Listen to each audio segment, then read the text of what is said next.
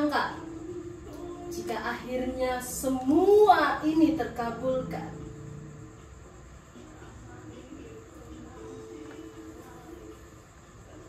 Siapa sangka setelah semua yang saya lewati,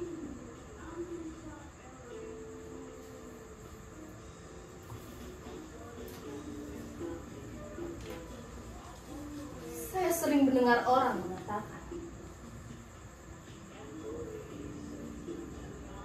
cintailah tubuhmu sendiri.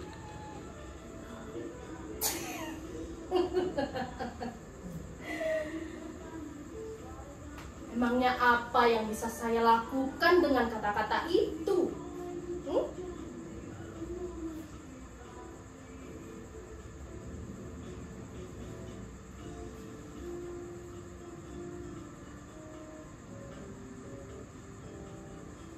Omong kosong.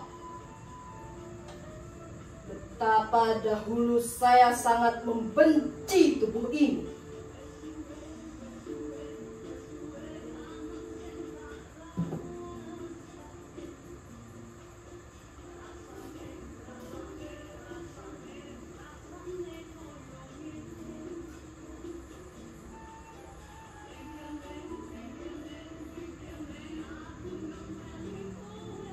Apa salah saya? Usia 6 tahun. Suatu hari saya dibentak oleh ayah saya karena terlalu sering bermain pasaran. Hanya bermain pasaran, masak-masak. Saya diseret oleh ayah saya ke sumur, dipaksa jongkok, dan saya diguyuri air berember-ember hingga bibir saya biru.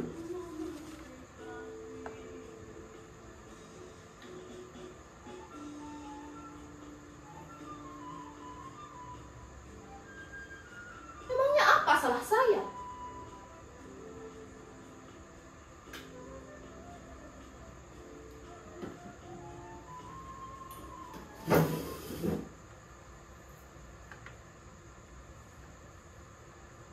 Semakin hari, semakin tumbuh umur saya. Semakin saya tidak berharga di hadapan ayah dan 2 saudara laki-laki saya.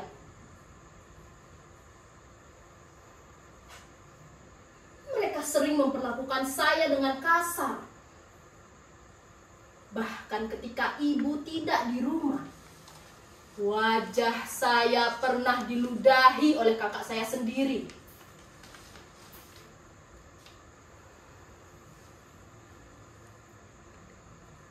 Ayah saya ingin anaknya menjadi seperti apa yang ia harapkan. Bagaimana mungkin? Bagaimana mungkin? Ayah saya orang yang kasar. Tampak tak pernah mengenal keindahan. Mana mau ia membaca sastra? Ia tak akan pernah mengerti buah kalimat yang menerangkan.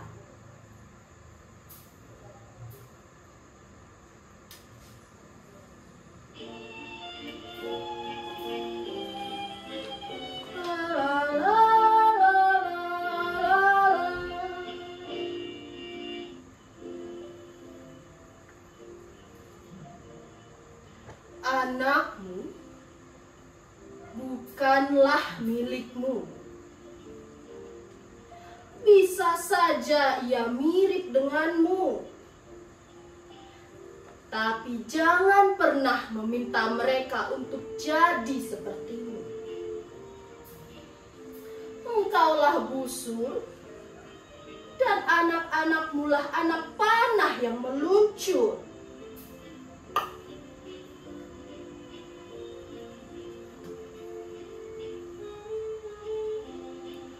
Berikanlah rumah untuk raganya, tetapi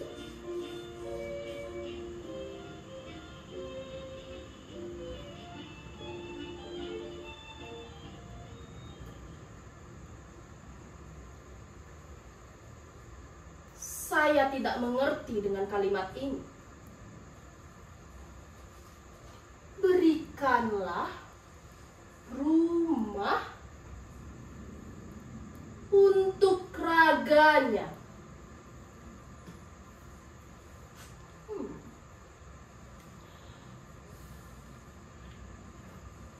Tidak, saya tidak mengerti. Ya, tetapi semakin saya tumbuh, semakin ayah saya seperti setan. Pernah suatu hari, sejawat ayah ramai-ramai berkunjung ke rumah. Laki-laki semua. Mereka menuang minuman dari botol yang baunya sangat tidak enak, merokok dan bicara keras-keras.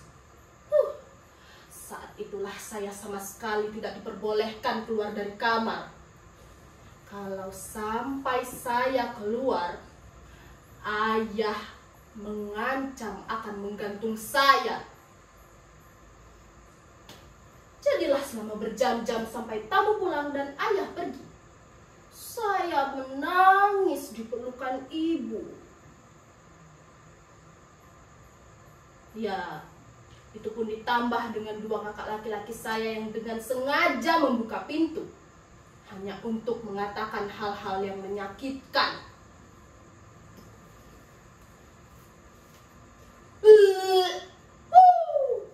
Dasar perempuan.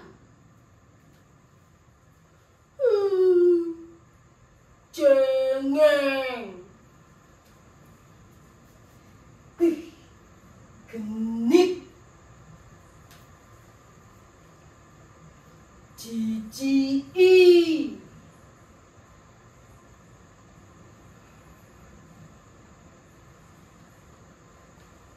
Perlakuan ayah dan 2 kakak laki-laki saya sama saja mengumumkan keadaan saya. Jadilah akhirnya kekerasan itu menyebar di tengah kampung. Ya, mungkin saja menurut mereka saya ini menggemaskan. Menggemaskan dan menjijikkan. Ya, itulah yang saya simpulkan setelah sejauh ini saya menyempurnakan diri.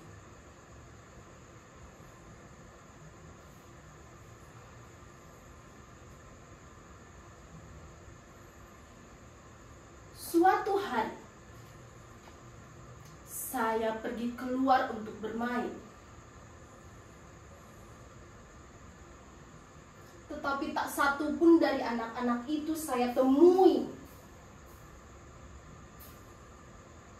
Ya, mungkin saja mereka memang sedang pergi.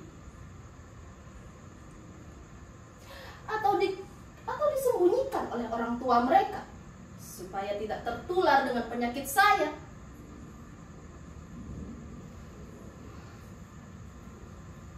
Ketika saya berjalan pulang melewati pos ronda, tiba-tiba sebuah sarung memerangkap kepala saya, disusul dengan tawa riuh. Para pemuda kampungan itu menyeret paksa saya masuk ke pos ronda.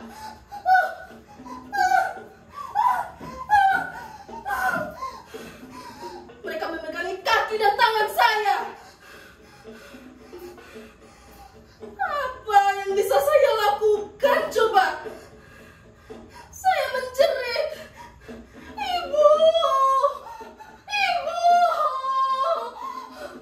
Tapi bahkan mereka menyumpal mulut saya dengan sarung.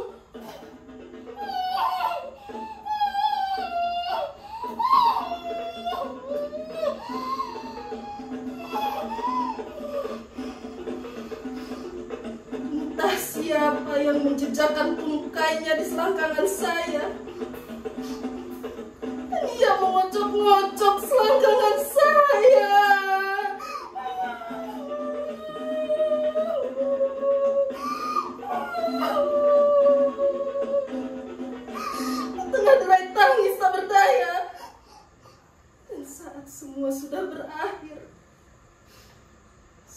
Saya merasakan sesuatu yang basah, lengket,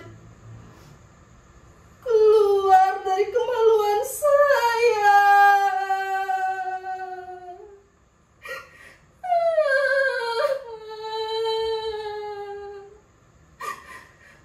Saya merasa sungguh bukan manusia. Bahkan binatang yang diambil dagingnya pun tidak. Sampah. Mungkin saya memang ditakdirkan untuk menjadi sampah. Dan yang anehnya, ketika saya pulang untuk mengadu kepada ibu, ayah malah berteriak-teriak dan marah-marah.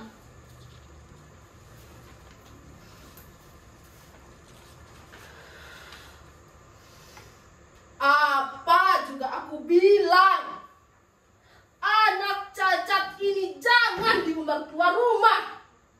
Mendatangkan aib, memalukan.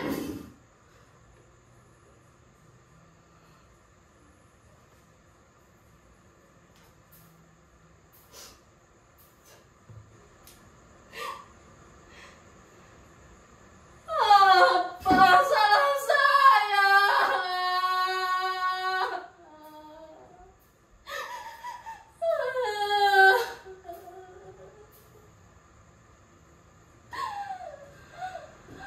Saya tak pernah meminta untuk dilahirkan.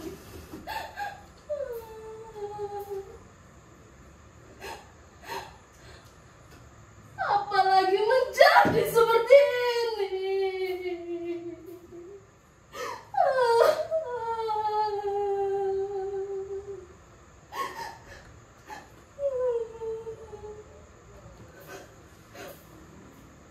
Semuanya terjadi karena saya ada begitu saja. Semuanya terjadi karena saya ada begitu saja.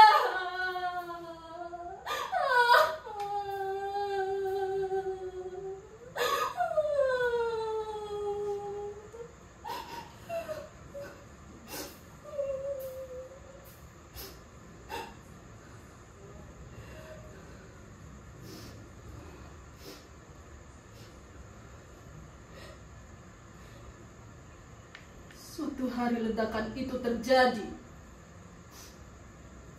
Ayah dan ibu bertengkar hebat.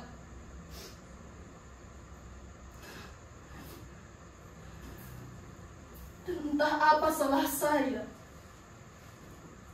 Ayah mengejar saya dengan pisau terhunus.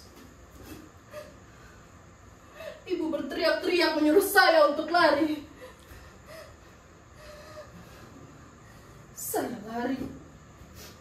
Saya pun lari sebisa saya sampai saya tidak bisa melihat rumah, ayah, ibu, bahkan dua saudara laki-laki saya.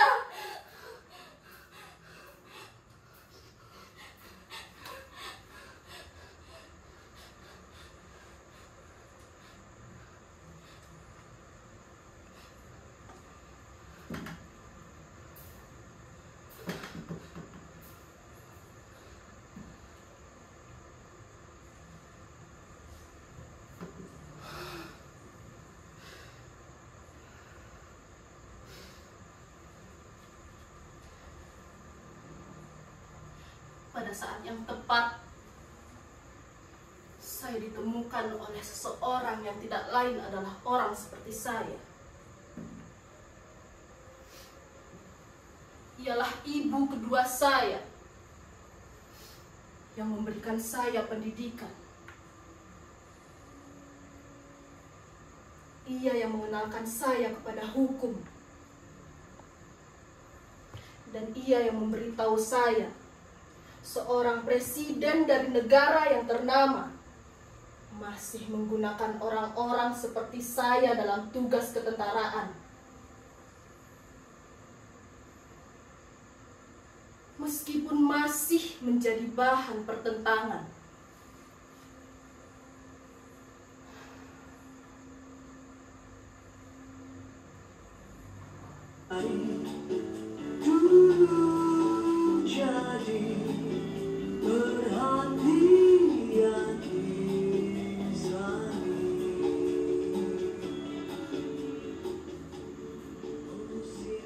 Sayangnya,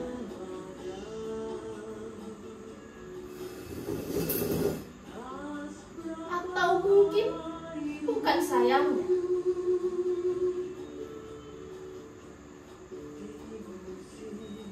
dua hari yang lalu saya menerima telepon dari ibu yang mengabarkan bahwa ayah terkena penyakit stroke. Mulutnya bahkan tidak jelas dalam mengucapkan kata-kata. Tetapi yang membuat saya tersentuh adalah konon dalam ketidakjelasan kata-katanya itu, ia memanggil-manggil nama lama saya.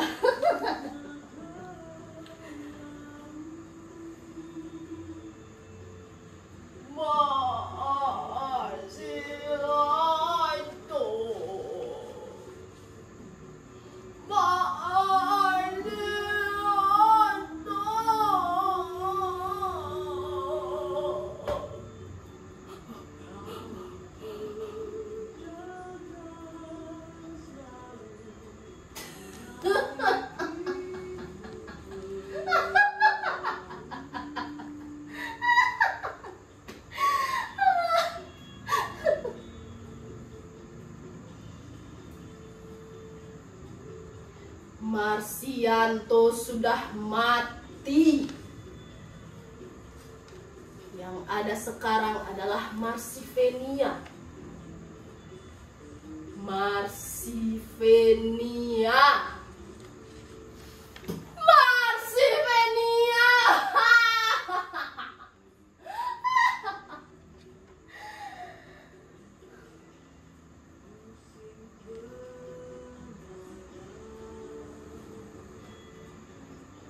Dari Mars menuju Venus.